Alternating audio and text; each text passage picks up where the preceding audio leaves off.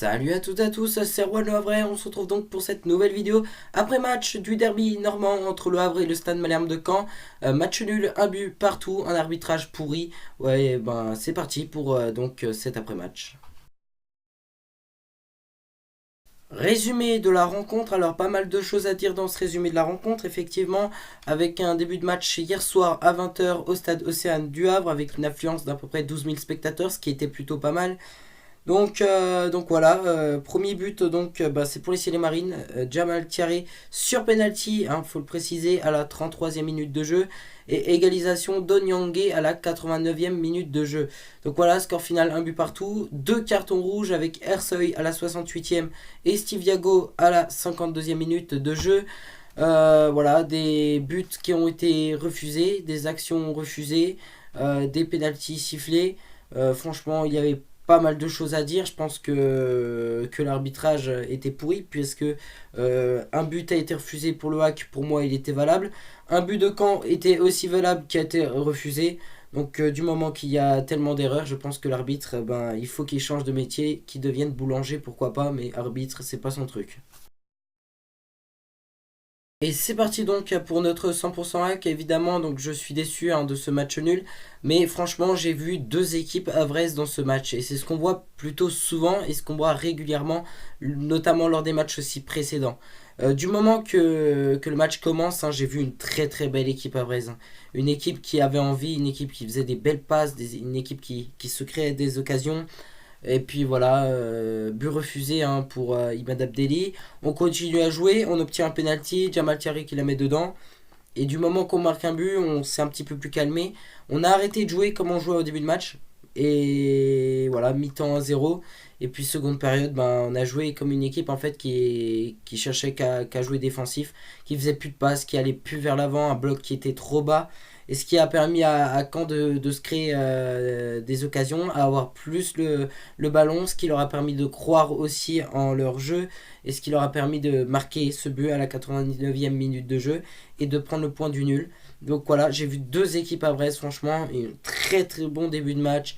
Et franchement, les 10 dernières minutes de la première période c'était pourri, et la seconde période c'était pourri. On a joué comme une équipe en fait qui ne voulait pas gagner, une équipe qui voulait même pas. Je pense que on a, on a fait match nul hier soir. Je pense que dans un premier temps, on aurait pu gagner. Si on aurait continué à jouer notre jeu pendant tout le match, on aurait gagné. Personnellement, on aurait gagné parce que on avait une bonne qualité de jeu. Je trouvais que même sans Tino Cailloré, on avait une très bonne qualité de jeu. Et quand on s'est arrêté, on a joué comme une équipe qui pouvait perdre. Voilà, on aurait pu perdre. Ça aurait pu être bien pire. L'arbitrage était pourri. Bien du côté Havrais et bien du côté Canet. Imaginons que du côté Canet, il aurait accepté le but. On aurait très bien pu perdre le match aussi. Donc au point de vue classement, malheureusement voilà, on perd quelques places, parce que quand on regarde, si on aurait gagné, je ne sais pas si on serait cinquième mathématiquement, mais au moins on serait égalité avec le cinquième actuellement, et on serait à seulement 2 points de la C Ajaccio, qui est à la troisième place, seulement à 2 points. Donc ce qui veut dire que ça aurait été beaucoup plus serré, et ce qui veut dire qu'on leur collerait aux fesses, comme on pourrait le dire, et ce qui veut dire qu'on serait pas loin du tout, ce qui veut dire en une seule victoire, on pourrait se retrouver troisième. Malheureusement c'est pas le cas, on est à 4 points de la CHSCO, de la troisième place. Donc on peut dire les places de playoff sont plus qu'accessibles, on va pas se le cacher, malgré ce match nul, ce n'est pas bien sûr bien grave, mais pour moi c'est plus la deuxième place. Là je pense que c'est pas fini mathématiquement, mais dans mon cœur je me dis malheureusement que c'est terminé.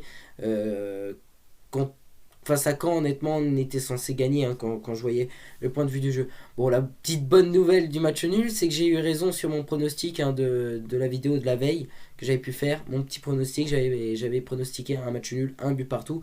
Bon, je suis content d'avoir pronostiqué bon score, mais je suis pas content pour les Ciel Marines, parce que je pense qu'au point de vue du match, on aurait dû gagner. Maintenant, Caen a bien joué son coup, et Caen aurait pu très bien aussi gagner, parce que, comme je dis, le Havre a trop baissé les bras tout de suite après avoir marqué son but. Alors, les notes des joueurs. Alors, donc, côté des notes des joueurs, Mathieu Gorgelin avec un 6/10, Mayembo 6, Badé 6, Ersoy 5, Béché 5. Très bon match hein, pour Imad Abdelli, un but refusé aussi avec une note de 8. Lekal 6, Béché, je lui donne une note pas Béché, désolé. Romain Basque 7, Meras 6, Bonnet 8 et Jamal Thierry 8. Donc voilà. Honnêtement, si on doit parler de Tino Kadewere qui était absent, honnêtement, pour moi, Tino Kadewere m'a absolument pas manqué hier soir. Je pense que Jamal Thierry a fait l'affaire. Et ce que je trouve que Jamal fait mieux que Tino Kadewere, c'est que par exemple que Jamal se projette plus vers l'avant, il court beaucoup plus, il y a plus de mouvement avec Jamal Thierry et les joueurs, les coéquipiers de Jamal ont plus la facilité de trouver Jamal que ont une facilité à trouver Tino. Ce que je reproche à Tino, c'est qu'il n'est pas rapide, qu'il court pas beaucoup. Et c'est les qualités plutôt que de Jamal Thierry. Donc franchement, Tino Kadewere m'a pas manqué, absolument pas hier soir. Sachant qu'aussi Tino Kadewere ne sera pas du déplacement la semaine prochaine face au Paris FC. Si je serais Paul Le Guen, bah déjà j'aurais pas rentré Dinam Bimbe en fin de match. J'aurais rentré Ebenezer Asifua et je l'aurais rentré déjà un peu plus tôt que le changement a eu lieu beaucoup trop tard. C'est ce que je reproche bien sûr à Paul Le Guen déjà depuis des lustres et des lustres. Alors ensuite, Paul Le Guen, je comprends pas pourquoi il n'a pas engueulé les joueurs à la mi-temps. Enfin, pas forcément engueulé, mais au moins déjà donné les consignes qui est d'essayer de marquer le deuxième but pour essayer de se mettre un minimum en sécurité. Parce que quand tu vois les joueurs qui s'arrêtent de jouer, je suis désolé, c'est aussi de la part de l'entraîneur, la part du coach qui est censé leur dire hé les gars, on va se mettre au boulot parce que ils vont bientôt nous égaliser si on continue à prendre à attendre comme ça, si on joue même plus de ballon, ils vont avoir plus de ballons, ils vont avoir plus de facilité à tirer, marquer le but et là c'est fini. Et c'est ce que je reproche au HAC. Là, ça fait 3 matchs nuls d'affilée. Match nul face à Lens, match nul face à Grenoble, match nul face à Caen. 3 matchs, 1 but partout. Moi, je commence vraiment à en avoir assez.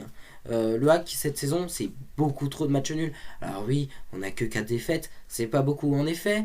Mais quand on regarde, on n'a pas beaucoup de victoires non plus. Le HAC, ça marche que au match nul cette saison.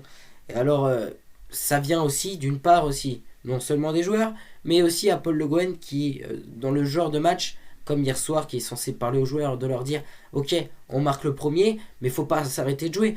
On voit qu'on a l'avantage dans le terme du jeu, il faut continuer à jouer, il faut continuer, il faut marquer autant de buts qu'on peut pour essayer de se mettre un minimum en sécurité. Et c'est ce que n'a pas fait le HAC. Le HAC marque un but et le HAC, bim, on s'arrête de jouer. Bah, c'est ça le jeu du HAC. Donc merci Paul Le Guen de m'écouter, de regarder ma vidéo et bien sûr de un petit peu plus parler aux joueurs et de leur demander de jouer 90 minutes et non pas une 35-30 minutes. Et voilà, c'est tout pour cette vidéo. Merci à toutes et à tous de l'avoir suivi. Bien évidemment, on se retrouve la semaine prochaine avec la vidéo d'avant-match Paris FC Le Havre. C'est vendredi prochain. Le sondage Instagram que je fais donc sur mon Instagram erwanlebrez76 qui est d'ailleurs dans la description sortira mardi. Et puis bien évidemment dans la description vous avez aussi les résultats de cette 23e ou 24e, attends, je regarde, 24e journée de Dominions League 2, je m'étais pas souvenu. Et bien évidemment le classement de cette Dominions League 2. Alors bah moi j'ai plus qu'à vous dire à la semaine prochaine et vous souhaiter une très bonne semaine à toutes et à tous.